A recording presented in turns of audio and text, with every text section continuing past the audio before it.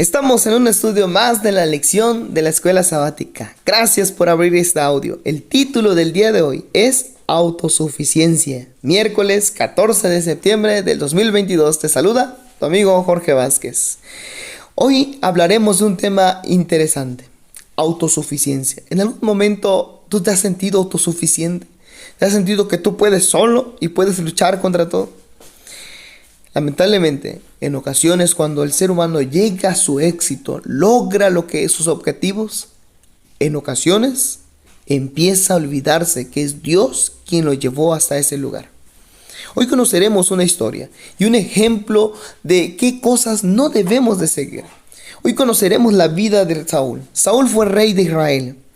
En el segundo año de su reinado, Saúl tiene que enfrentarse contra el pueblo de los filisteos. Samuel le dio instrucciones precisas de qué era lo que tenía que hacer. Samuel era el profeta de Dios, era un ungido de Dios, era el siervo de Dios y era el que guiaba y daba instrucciones al rey Saúl. En el primer año el rey Saúl había obedecido a las instrucciones, había sido cuidadoso en cada detalle que el profeta Samuel había dicho. En el segundo año, cuando Saúl había visto sus éxitos, sus logros, empezó a tener más confianza en sí mismo. Vamos al capítulo 13 del primer libro de Samuel. En el versículo 8 dice que Saúl había recibido instrucción de que esperara a Samuel en Gilgal por 7 días.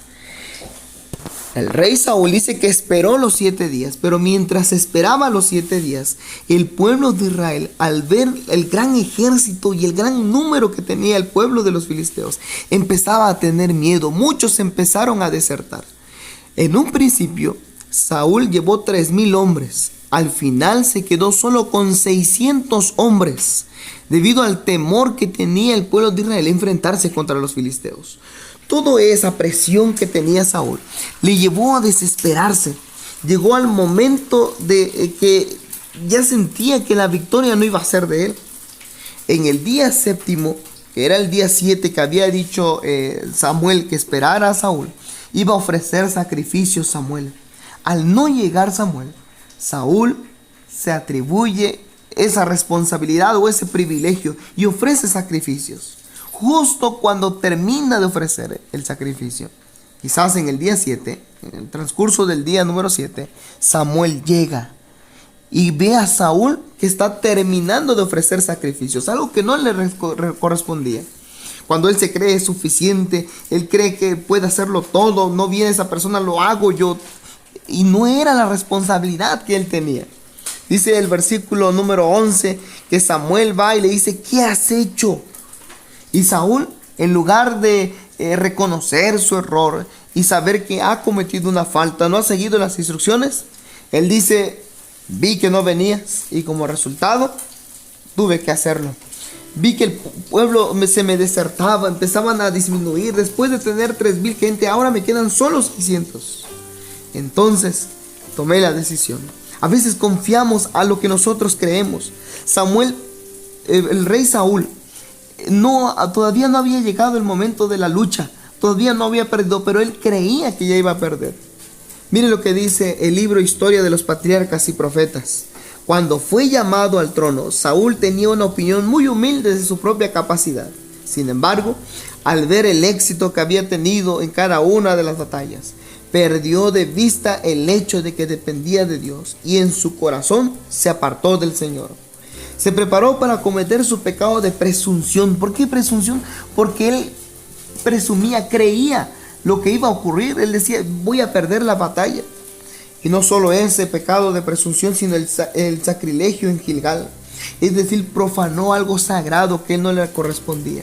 Al creerse suficiente, al creerse que él por sus méritos podía lograr las batallas, él había cometido el error más grande.